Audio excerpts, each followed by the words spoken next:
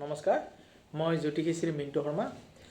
আমাৰতো 2024 আহিলে আমাৰ যি 12টা ৰাশিৰ ভিতৰত কেইটামান ৰাশি স্পেচিয়েলি বহুত ভাল, কেইটামান ৰাশিৰ অলপ বেয়া, কিন্তু বেছিও বেয়া নহয়। তথাপিতো ৰাহু শনি মংগল কেইটামান জেগাত পূৰা গ্ৰাস কৰি থাকিবতো, তাৰ কাৰণে কেইটামান ৰাশি অলপমান বেয়া ৰিজাল্ট পাব। কিন্তু 12টা ৰাশিটো একেদিনা কোৱা সম্ভৱ নহয়।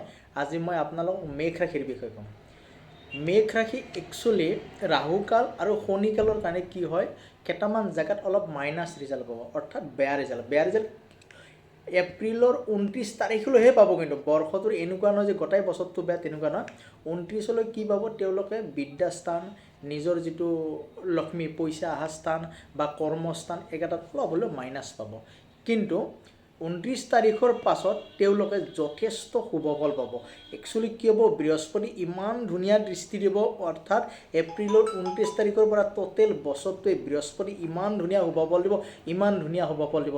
তাৰ কাৰণে ধন জন, নতুন চাকৰিৰ কাৰণে, বিদ্যাৰ কাৰণে, নতুন যদি কোনোবাই চাকৰিৰ কাৰণে ইণ্টাৰভিউ দিছে, চব চাইডে বহুত ধুনীয়া ৰিজাল্ট পাব। কিন্তু এপ্ৰিলৰ 29 তাৰিখৰ পাছতে পাব। কিন্তু বৰ্তমান যে বেয়া সময়খিনি পাৰ কৰাৰ কাৰণে আপুনি কি কৰিব লাগিব, তাৰ কাৰণে আপুনি কি কৰিব জানে? আমাৰ যিটো বেলগাছৰ শিপা আৰু বগা চন্দন আছে, বগা চন্দন আৰু বেলগাছৰ শিপাটো লগাই হালধীয়া কাপোৰেৰে আপুনি হাতত বান্ধি লওক। লোৱাৰ ফলত কি কৰিব, আমাৰ যিটো নিগেটিভ সেইটো দূৰ হ'ব, পজিটিভটো আহিব। মাত্ৰ বেছি দিন বেয়া নহয়, অকণমান বেয়া সময়খিনি আপোনালোকে মানি লওক। ঠিক আছে, একেটা দিনৰ কাৰণে যেনে প্ৰতিকাৰ দিলোঁ আপোনালোকে ইউজ কৰক। এই প্ৰতিকাৰখনত যথেষ্ট আপোনালোকে ছাকচেছ পাব।